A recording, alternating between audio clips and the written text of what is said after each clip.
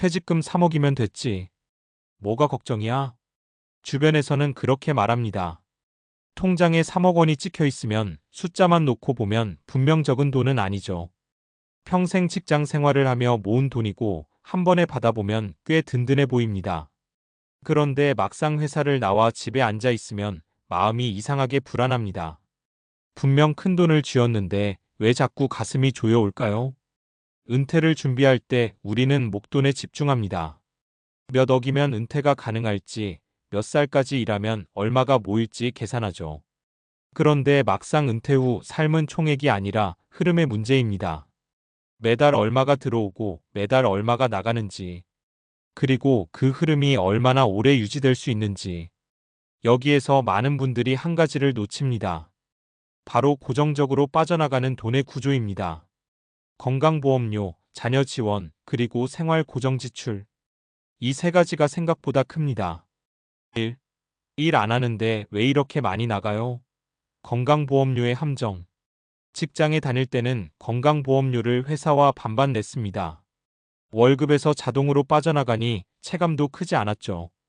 그런데 은퇴하면 지역가입자로 전환됩니다. 이때부터는 상황이 달라집니다. 재산, 자동차, 금융소득까지 반영되어 보험료가 산정됩니다. 퇴직금 3억 원을 예금으로 넣어두었는데 이자가 조금만 붙어도 소득으로 잡힙니다. 집이 한 채 있다면 재산 점수도 반영됩니다. 나는 소득이 없는데 왜 보험료가 이렇게 높지? 라는 말이 나오는 이유입니다. 제가 상담했던 60대 초반 김 선배 이야기를 해볼게요. 퇴직금 2억 8천만 원, 국민연금 월 80만 원 예상. 이 정도면 충분하다라고 생각했답니다.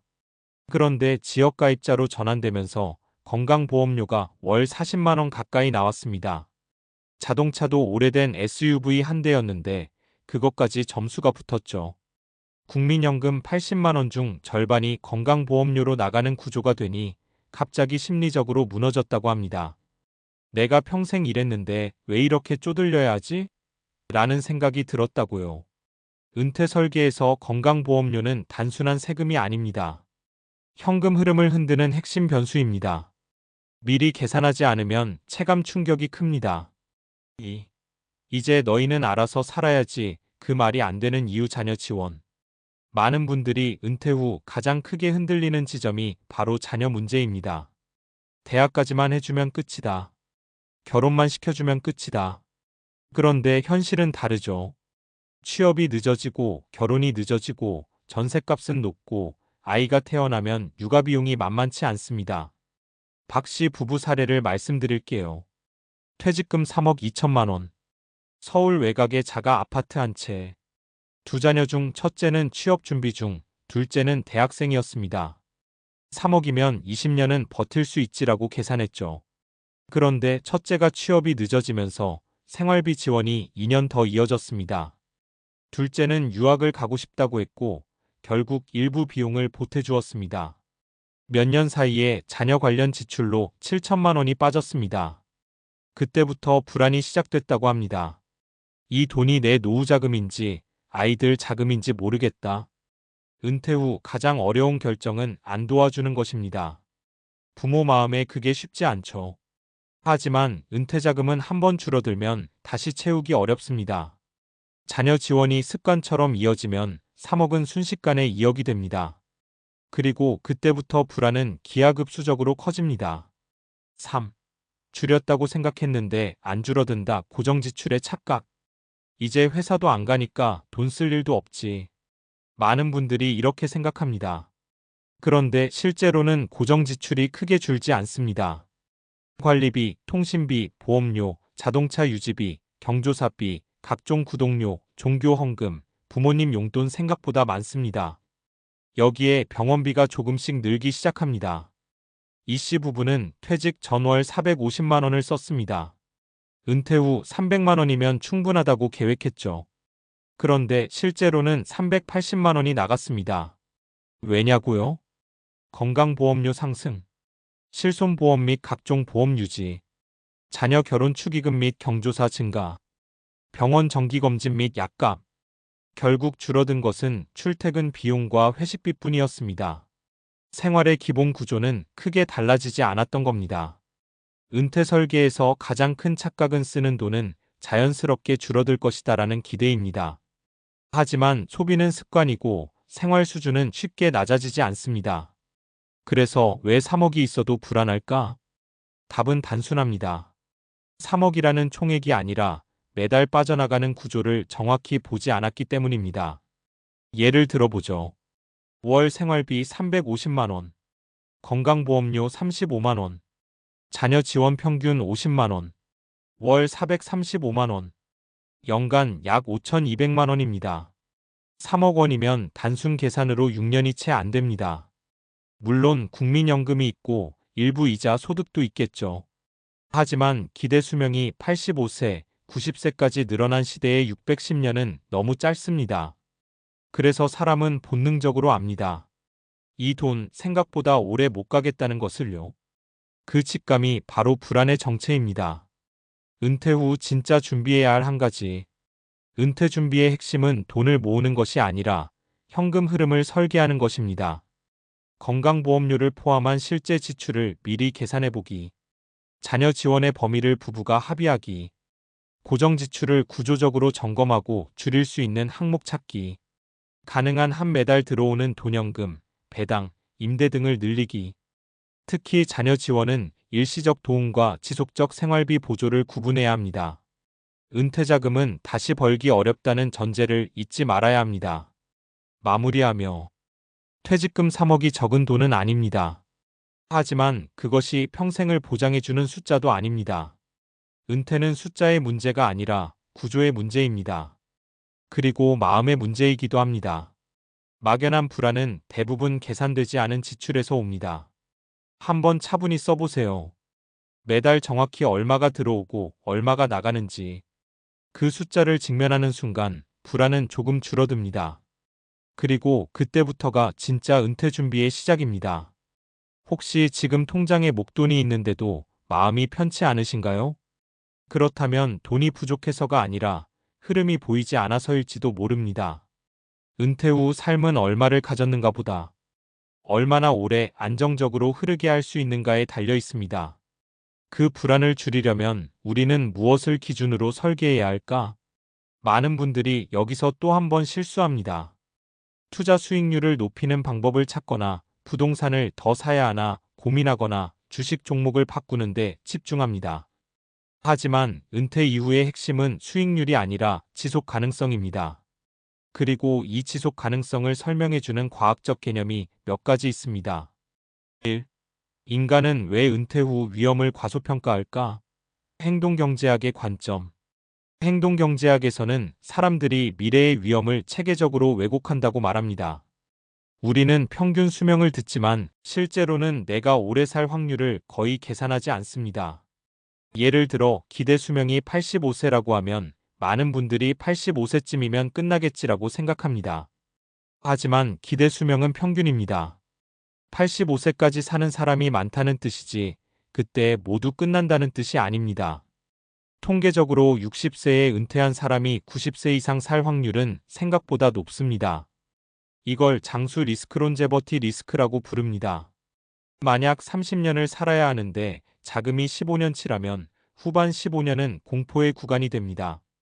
인간은 이 확률을 직관적으로 잘 계산하지 못합니다. 그래서 3억이면 되겠지라고 쉽게 결론을 내립니다. 하지만 통계는 냉정합니다. 의학 발달, 생활 수준 향상, 만성질환 관리 기술의 발전으로 평균 생존 기간은 계속 늘어나고 있습니다. 은퇴 자금은 단순히 얼마 필요할까? 가 아니라 최소 30년을 버틸 수 있는 구조인가? 로 질문을 바꿔야 합니다. 2. 의료비는 왜 나이가 들수록 기하급수적으로 늘어날까? 건강경제학 관점. 의학적으로 보면 인간의 의료비 지출은 선형적으로 증가하지 않습니다. 60대, 70대, 80대로 갈수록 의료 이용 빈도는 급격히 증가합니다. 이유는 간단합니다. 만성질환은 나이가 들수록 복합적으로 나타납니다. 한 질환이 다른 질환을 유발합니다. 약물 복용이 늘어나고 정기검진과 영상검사 빈도도 증가합니다. 국민건강보험 통계를 보면 1인당 의료비는 고령층에서 급격히 상승합니다. 그리고 이 비용은 단순 병원비만이 아닙니다. 간병비, 비급여 항목, 장기요양 비용, 치과, 안과, 재활치료. 문제는 이 지출이 예측이 어렵다는 점입니다. 우리는 매달 관리비는 예측할 수 있지만 암이나 심혈관 질환은 예측할 수 없습니다. 따라서 은퇴 설계에는 반드시 비상의료비 완충 자금 버퍼가 포함되어야 합니다. 단순히 평균 생활비만 계산하는 것은 과학적으로 불완전한 설계입니다. 3. 왜 고정 지출은 생각보다 줄지 않을까? 심리학과 소비행동. 심리학에서는 이를 기준점 효과 레퍼런스 포인트 이펙트라고 설명합니다. 인간은 현재의 생활 수준을 기준점으로 삼습니다. 한번 올라간 소비 수준은 쉽게 내려가지 않습니다. 예를 들어 20년간 30평대 아파트에서 살았다면 갑자기 20평대로 줄이는 것은 심리적 저항이 큽니다. 이것은 단순한 사치 문제가 아닙니다. 인간의 뇌는 손실을 이익보다 2배 이상 크게 느끼는 손실 회피 성향 로스 어버전을 가지고 있습니다. 즉, 월 50만 원을 더 버는 기쁨보다 월 50만 원을 줄여야 하는 고통이 훨씬 크게 느껴집니다. 그래서 은퇴 후 소비를 줄이는 것은 의지의 문제가 아니라 뇌의 구조 문제에 가깝습니다. 은퇴 준비는 줄이자가 아니라 은퇴 전부터 서서히 낮추자가 더 과학적입니다. 4. 자녀 지원이 장기 불안을 키우는 이유. 재무적 독립의 원칙. 재무학에서는 중요한 원칙이 하나 있습니다. 고정적인 현금 유출은 복리 효과를 파괴한다. 3억 원이 연 3% 수익을 낸다고 가정해 봅시다. 연 900만 원입니다. 그런데 매년 자녀에게 1200만 원을 지원한다면 수익을 넘어 원금을 잠식하게 됩니다. 원금이 줄어들면 다음 해의 수익도 줄어듭니다. 이것이 복리의 역방향 작용입니다. 많은 부모가 조금만 도와주면 된다고 생각하지만 그 조금이 5년, 10년 지속되면 구조가 무너집니다. 자녀를 돕는 것이 나쁘다는 말이 아닙니다. 다만 은퇴 이후의 지원은 계획된 한도 내에서 이뤄져야 한다는 것입니다. 부모의 노후가 흔들리면 결국 자녀도 부담을 안게 됩니다. 장기적으로 보면 부모의 재정적 독립이 자녀에게도 가장 큰 도움입니다. 5. 그렇다면 해법은 무엇일까? 현금 흐름 중심 설계. 과학적 통계적 관점에서 보면 은퇴 설계의 핵심은 세 가지입니다. 지출 상한선 설정. 얼마를 쓸 수 있는가?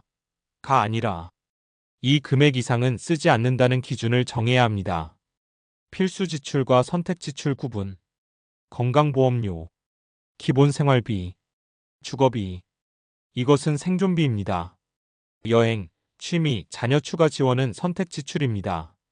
선택 지출은 경제 상황에 따라 조절 가능해야 합니다. 수익률보다 안정성 우선. 은퇴 이후에는 공격적 투자보다 변동성 관리가 중요합니다. 큰 손실은 회복 시간이 부족하기 때문입니다. 이를 금융에서는 수익률 위험 시퀀스 오브 리턴즈 리스크이라고 합니다. 초기 몇 년간 큰 손실을 보면 자금 고갈 속도가 급격히 빨라집니다. 결국 불안의 본질은 이것입니다. 불안은 돈이 적어서가 아닙니다. 통제할 수 없다고 느낄 때 생깁니다. 건강보험료가 왜 이렇게 나오는지 모를 때, 자녀 지원이 언제 끝날지 모를 때, 병원비가 얼마나 나올지 모를 때, 불확실성이 클수록 불안은 커집니다. 하지만 숫자로 정리하고 최악의 경우까지 가정해보고 30년을 기준으로 시뮬레이션해보면 막연한 공포는 구체적인 계획으로 바뀝니다. 퇴직금 3억이 있어도 불안한 이유는 돈이 부족해서가 아니라 시간과 지출 구조를 함께 계산하지 않았기 때문입니다. 은퇴는 끝이 아니라 가장 긴 프로젝트의 시작입니다. 이제 질문을 바꿔보세요. 나는 얼마를 모았는가? 가 아니라 이 돈이 30년 동안 나를 지켜줄 구조인가? 그 질문에 답할 수 있을 때 비로소 불안은 조금씩 사라지기 시작합니다.